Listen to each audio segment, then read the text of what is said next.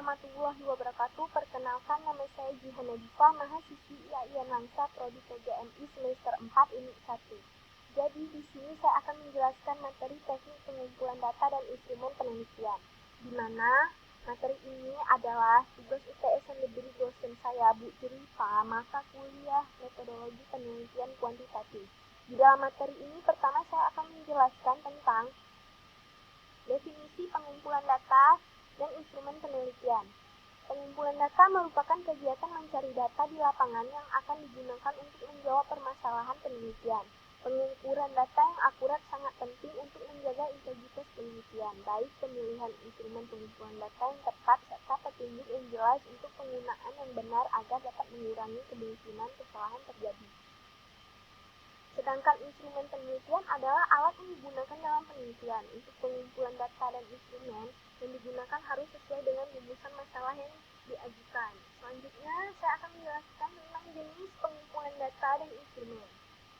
Jenisnya itu ada 4. Yang pertama, kuesioner atau angket. Instrumennya itu, yang angket ini, instrumennya ada 2, angket tertutup dan angket terbuka. Yang kedua, interview atau wawancara.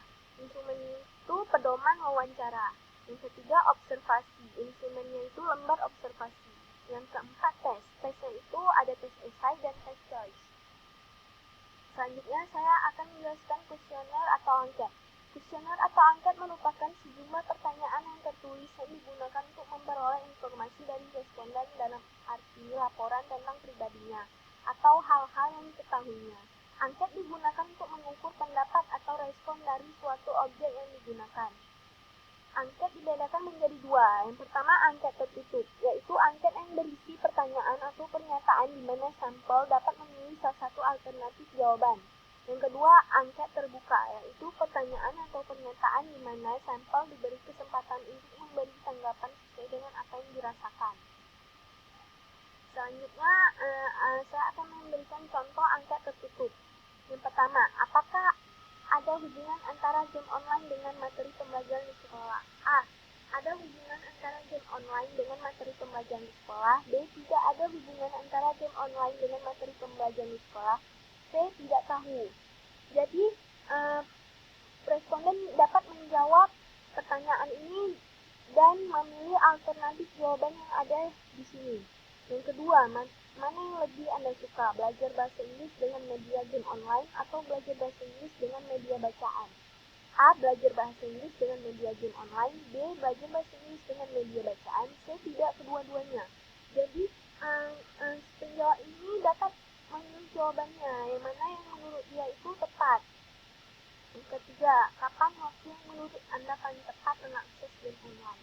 A. Siang hari saat istirahat sekolah. B. Siang hari setelah pulang sekolah. C. Malam hari. Selanjutnya saya akan memberikan contoh angket terbuka. Yang pertama, bagaimana pendapat Anda tentang adanya game online dapat menimbulkan berkurangnya minat belajar seorang siswa? Yang kedua, bagaimana pendapat Anda tentang prestasi seorang siswa yang rendah akibat game online? Yang ketiga, bagaimana tanggapan Anda tentang kurangnya pergaulan di dunia nyata karena adanya game online? Jadi, penjawab dapat menjawab pertanyaan tersebut sesuai apa yang menurut dia itu jawaban yang benar. Penjawab dapat mengeluarkan pendapatnya sendiri dan menulisnya di kolom yang sudah ada di sini. Selanjutnya, kisi-kisi kuesioner atau angket.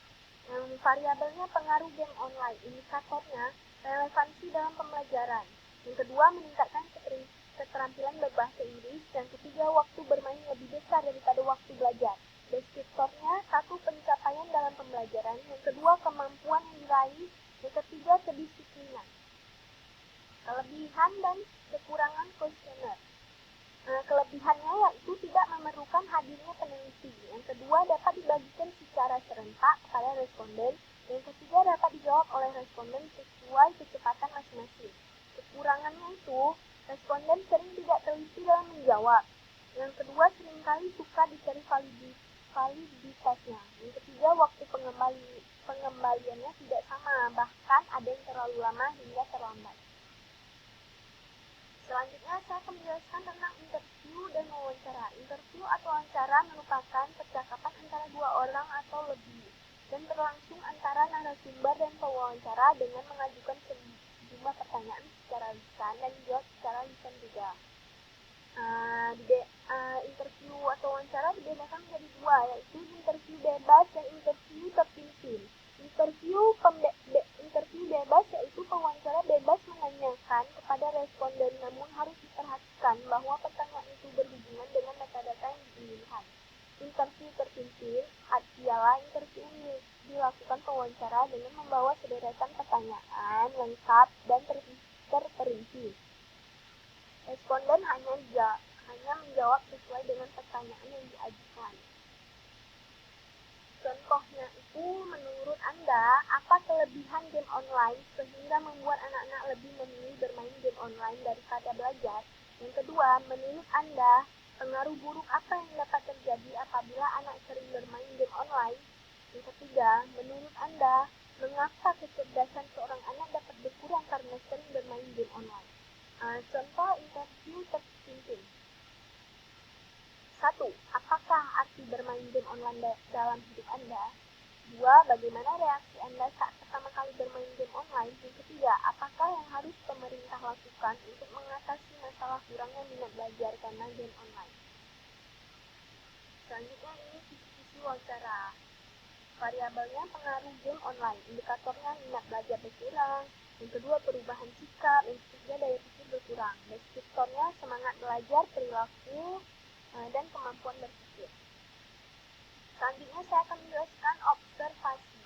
Observasi merupakan penelitian yang dilakukan melalui pengamatan dengan menggunakan lembar observasi terhadap objek, baik secara langsung maupun tidak langsung. Observasi membutuhkan pengamat dan dilakukan pada saat proses pembelajaran berlangsung. Kelebihan observasi yaitu derajat kepercayaan tinggi. Yang kedua, tidak terbatas hanya pada manusia. Yang ketiga, dapat menggunakan alat bantu. Kekurangan observasi ini adalah memerlukan waktu yang sangat lama. Yang kedua, tidak dapat mengalami gejala atau perkara-rahasia.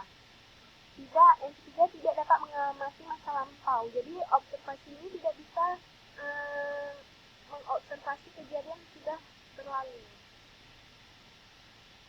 Kisi-kisi observasi. Variabelnya pengaruh game online. Indikatornya pengaruh positif. Yang kedua, pengaruh negatif. Deskriptornya minat belajar berkurang. Yang kedua, keahlian dalam berbahasa Inggris. Yang ketiga, kedisiplinan. Selanjutnya ada tes. Tes merupakan serangkaian pertanyaan atau latihan yang digunakan untuk mengukur keterampilan, pengetahuan, intelijensi, kemampuan atau bakat yang dimiliki individu atau kelompok. Tes dibedakan atas. Yang pertama, tes itu ada tes kepribadian, yaitu tes yang digunakan untuk mengungkapkan pribadi seseorang. Contoh soalnya itu seperti ketika sesuatu benar-benar membuat Anda geli, Anda bereaksi dengan A. Tertawa keras, B. Tertawa tapi tidak keras, C. Tertawa tapi kecil, D. Tersenyum malu.